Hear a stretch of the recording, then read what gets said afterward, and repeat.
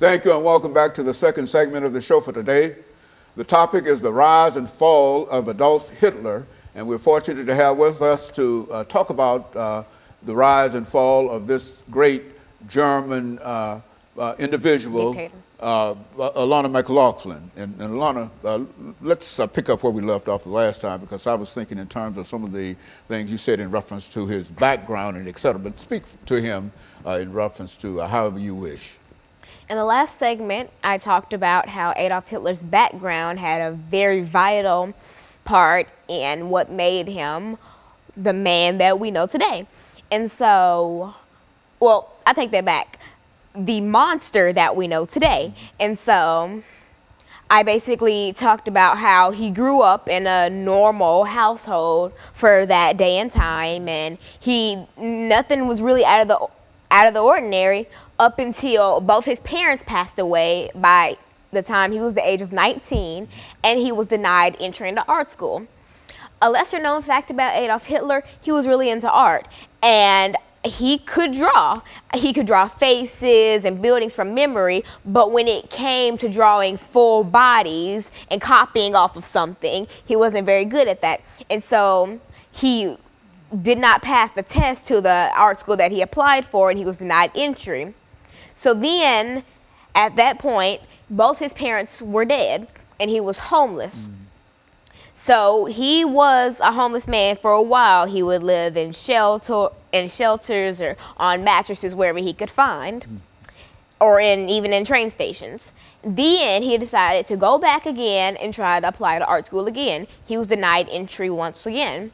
And so then again, he was homeless, but he did get an inheritance from his sister that was supposed to be left for him when his mother passed. So then he did have a little money on him. So he decided to buy some new clothes and try to freshen up his life.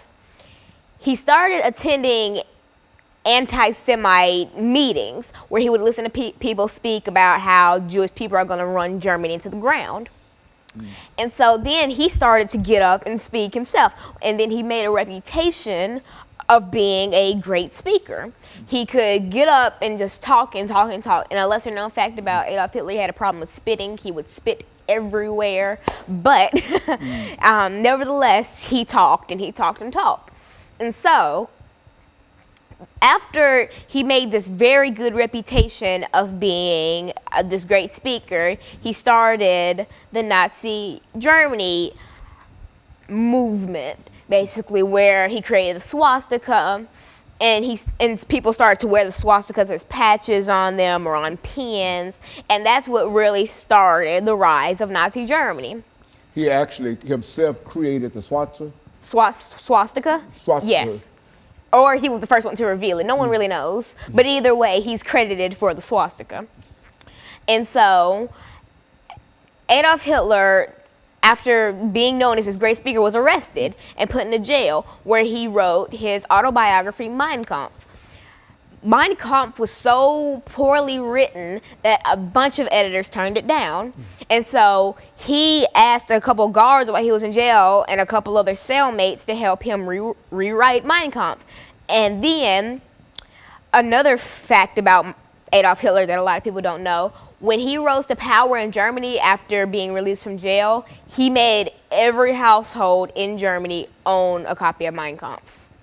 Every household had to have one. It was law. And for birthdays or weddings, you were supposed to give Mein Kampf as a gift. And so he knew that unless he made people buy the book, no one would buy it, because it was poorly written. It didn't have a lot of punctuation, and it had a lot of grammatical errors. And so after the release of Mein Kampf, he just became known as this evil, evil man, and then he started to take movements against the Jewish people. It started with things like burning down a synagogue, and then making them clean it up and then pay for the damages. And then Hitler started to turn on his own guards. And so basically he would turn on the SS, and he killed a lot of his guards and then made a whole new foundation of guards and future leaders, which really helped jumpstart the Holocaust. And so with Hitler and his newfound army of these dolls, basically, he started what we know as one of the worst periods in history. He would have, another fact about Hitler, he had training camps for children who wanted to grow up to be guards, like a part of the SS and etc. He would have Hitler like teen camps. He would have some for girls and some for males, and the girls would be taught, how to stay at home and get pregnant and take care of children, while their husbands would be taught, how to fight and beat and shoot guns and etc. And so Hitler made this well thought out blueprint of how he wanted the world to be run and how he wanted to exterminate the Jewish people. Well, what was his attitude? I mean, why was this attitude toward the Jewish population? I mean, what created that kind of hatred for that he had for them? It's actually, that's up for debate, because a lot of people say that his hate for the Jews came from the man who denied him entry into art school, who just so happened to be Jewish. Or it comes from how in the Bible, the Jews killed Chrysler, and he read that and just thought that he was going to take matters into his own hands and exterminate the Jewish people. But that's really a subject that no one knows for sure. And since Adolf Hitler killed himself when the war was over, no one really knows. And he doesn't really discuss it much in Mein Kampf, but he does make it very prominent that he does hate the Jewish people. And not only did he hate the Jewish people, he hated the Slavs, anybody who wasn't, the blonde hair, blue-eyed type that he liked, the Aryan race. And a thing about the Aryan race, there is no Aryan race. That's always been something that no one really knows. Aryan is supposed to be a part of a country, or no, a part of a continent that houses these people. It's not necessarily, there's no real Aryan race. As a race, as a racial, ethnic. Yeah, there's no ethnic group that's called Aryan. It's more of kind of just a group of people. But over time, that's become the definition of the people that Adolf Hitler liked. And so basically, Adolf just went off the deep end, and he made it his life goal to terrorize anyone who didn't fit his criteria, and that's what he did for a while. Okay, so let's take this second commercial break, and then we'll come back and we'll pick up on that last 10-minute segment, and we'll be back with our audience following this very, very short commercial break.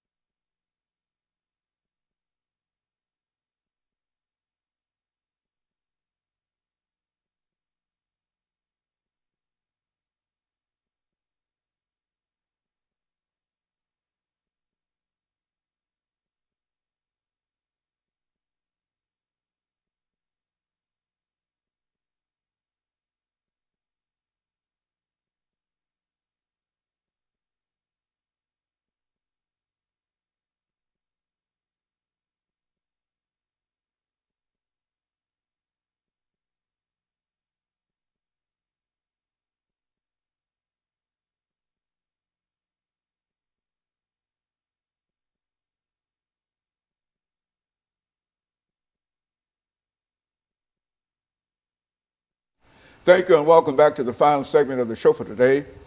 The issue is the rise and fall of Adolf Hitler, and Alana McLaughlin has given us some information about his rise, and I think now, Alana, you will talk about the fall and, in a real sense, the demise of Adolf Hitler. Let's do it from that perspective, to bring in as much information as you can during this last 10 minutes, dealing with some of the high points in reference to his life. So in the last segment, I talked about the Hitler and his crazy mindset, and I really went into the Holocaust. And now in the segment, I'm going to basically talk about more of the fall of Adolf Hitler and the aftermath. All right.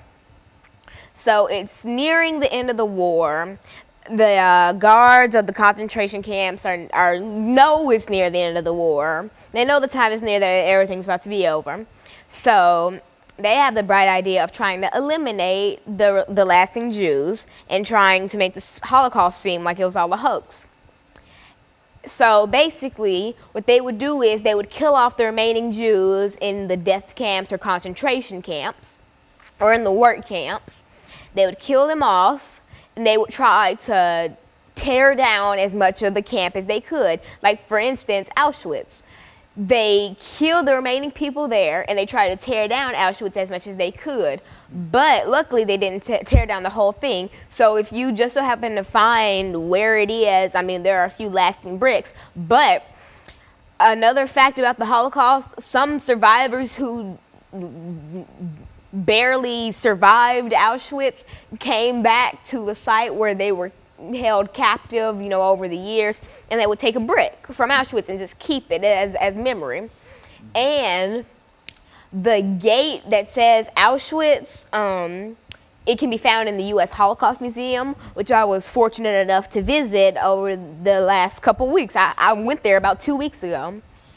And so I'm going to talk about the Holocaust Museum for a second.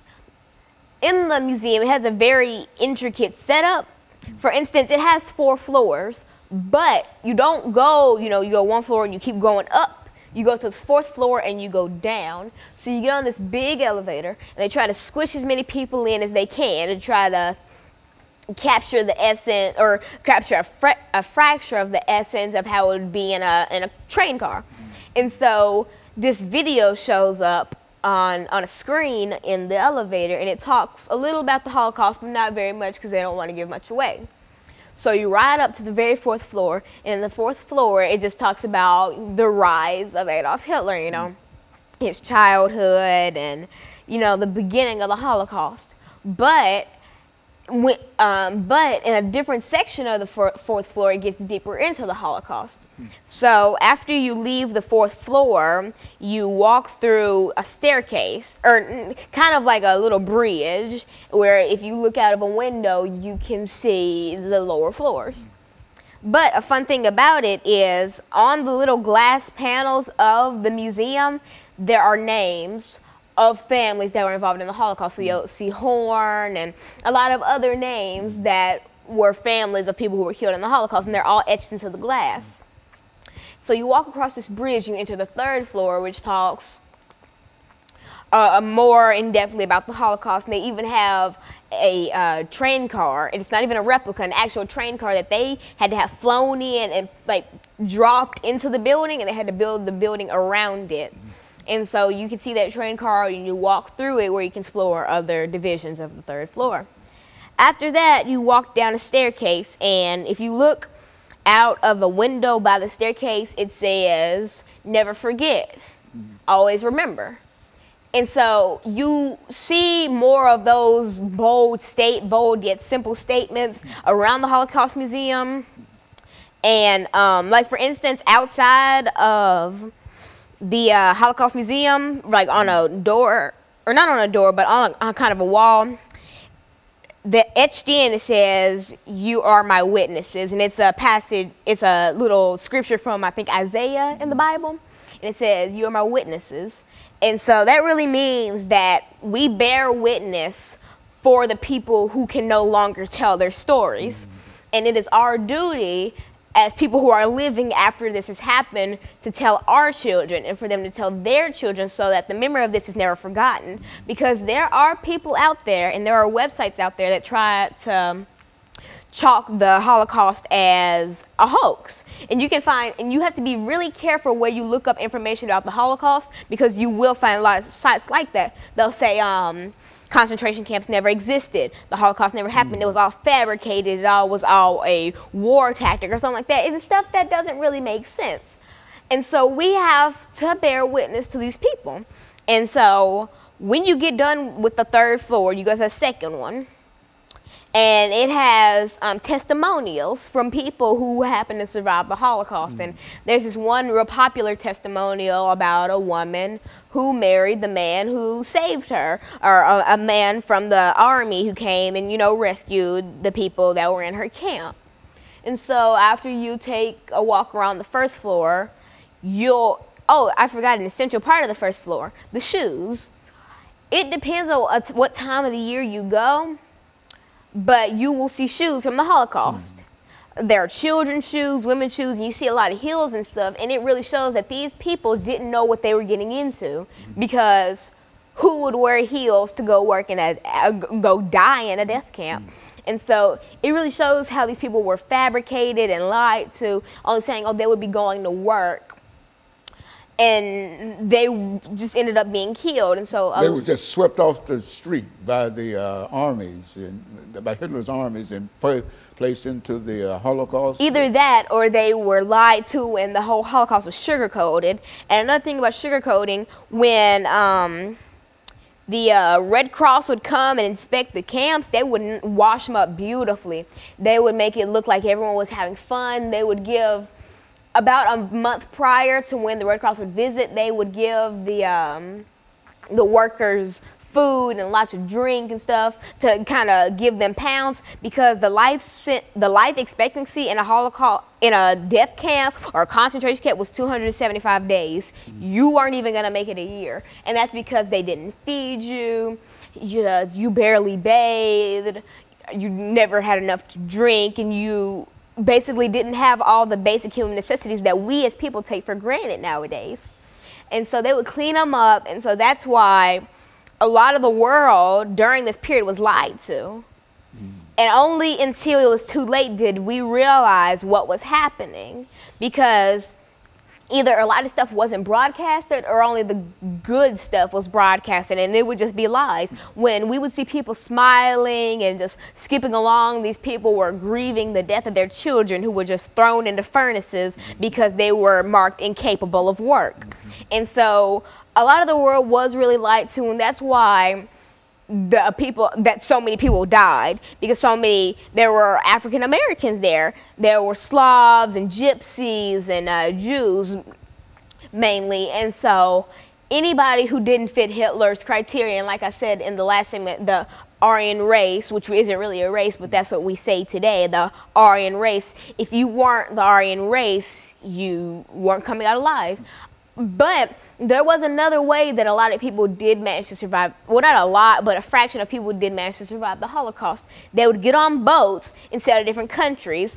And there's a story, that's not really a story, but a famous incident where people got these fake passports, and they sailed from Germany to Cuba. And at first Cuba was going to let them in, but then Cuba changed their mind and did not let them in. So they sailed around the sea, not wanting to go back to Germany, and everyone on the boat perished. And so all these people, and unless you had connections in America, then you could get out if you got a fake passport, you flew over there. And that's how a couple families did manage to get out of the Holocaust. But besides that, it was a death sentence. There was no way you could escape Nazi Germany. And so in a real sense, Lana, you were able to get a real experience from your visit to the Holocaust Museum, and you would advise and encourage everybody else to do the same. Yeah. Is that what you'd say? And I forgot to mention the first floor and the very last floor of the Holocaust Museum says the Hall of Remembrance, and there's an everlasting fire, and it's always reminding you to remember. And of course, let me encourage you to tune in again next week to another informative edition of Comments. Thank you, and good morning.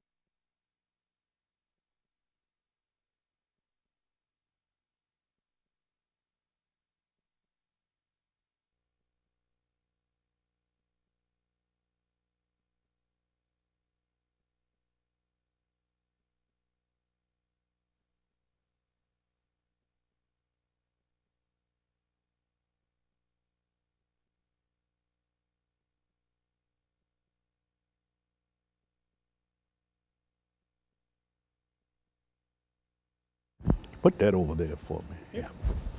Hey, Doc, how you been doing? Well, I tell you, everything's well with me. Everything's well with me. That's good. The second of 5 we have for today, and so I'm out of here. After this, you're done? No, this is the second show. Okay. 3 more after this. Okay. We got a pretty good lineup, you know. We got a group coming in talking about the broken generation. What is that? I mean. That's all our young folks. Oh, okay. They call these the broken generation. The disconnected generation, yeah. And then we got one dealing with unique gents, which is sort of a mentoring kind of program. Then we've got a group dealing with facets of domestic, of child abuse. Of child abuse. You put that in, okay. So child abuse, you're dealing with that too? Child abuse. I've got a couple of ministers coming in. Okay. Who? Joe Walker? No, Kevin Walker. Okay. And Simmons. Uh-huh. Reverend Dr. Simmons. Simmons or whatever. And so we've got a good lineup. That's good, man. That's good. I got a fellow by the name of Lewis Baldwin coming in. Yeah. Confederate flag. Yeah, well, And the change in racial. yeah, that's a climate. That's a hot topic today. That is a hot topic. So, You so I thought of that immediately. Yeah, that's it. That's it. So you got a lot of information in reference to. Yeah, I think so. Yeah, I think so. Yeah. You know, my wife. You know, since all of this forest bashing is going on now, my wife is from a city that was named in honor of Nathan Bedford Forrest? Forest City, Arkansas. You're from Arkansas too, huh? I'm from Hope, Arkansas. Yeah. Bill Clinton's hometown. Hey, I told everybody I was going to be the most important person coming out of Hope, Arkansas. Yeah, well, you got it. You you know, I went to Hope. I was on my way to Marshall, Texas, and I stopped in Hope. Okay, Yeah, and I picked up some memorabilia. Yeah, that's right. Yeah, Hope, Arkansas. Yeah. So you're both from Arkansas. We're both from Arkansas. Met in the middle, you know. I Yeah. worked on one end of the state and she's on another end of the Yeah. state, and we met at Pine Bluff, Arkansas. Well, you know, my wife is from Greenville, Mississippi, which is not far from the Arkansas line. Very good. Yeah, and I'm from Alabama, of course. Yeah.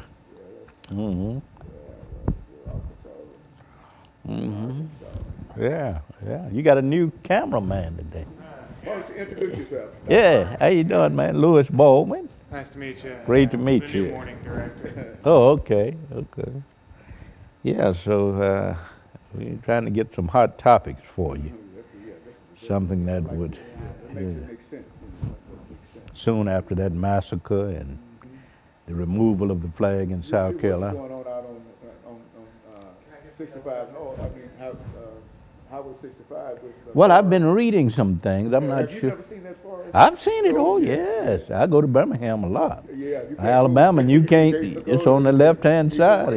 Yeah. Where is that located at? That's right off Harding Place. Yeah, off Harding Place. Yeah, you got Forrest on this horse with all these Confederate flags around him. Yeah.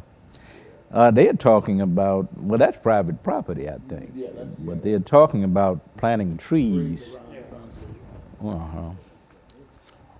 I'm not sure that's gonna.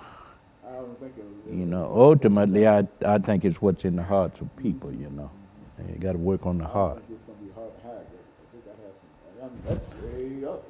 Yeah, it's good. Yeah, You have to. that's right. Yeah. That man's going to have to take that thing down. You have to take it. You heard he's planning on he's got it on hydraulics. Oh, no, yeah. Yeah, that way in case they plant something in front of it, he's You're going to going raise to it up.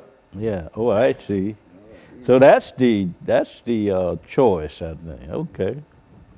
We've covered it a few times now. It's just gotten more ridiculous every time. Yeah. I don't think you'll ever be able to get rid of these symbols. But and that's not the most important thing. The most important thing, of course, is to change the hearts of people. And, you know, the symbol will continuously be debated, I think, in terms of what it means, you know. So, yeah. Yeah, we're trying to get rid of the Confederate flag, and I think you got some information in reference to it, too. Yeah, talk about I think we should talk about the origins of it, how it developed as a symbol, and then talk about the Civil Rights Movement, how it was used in that time. And then end with where we're going in the future in terms of the debate over this symbol, you see.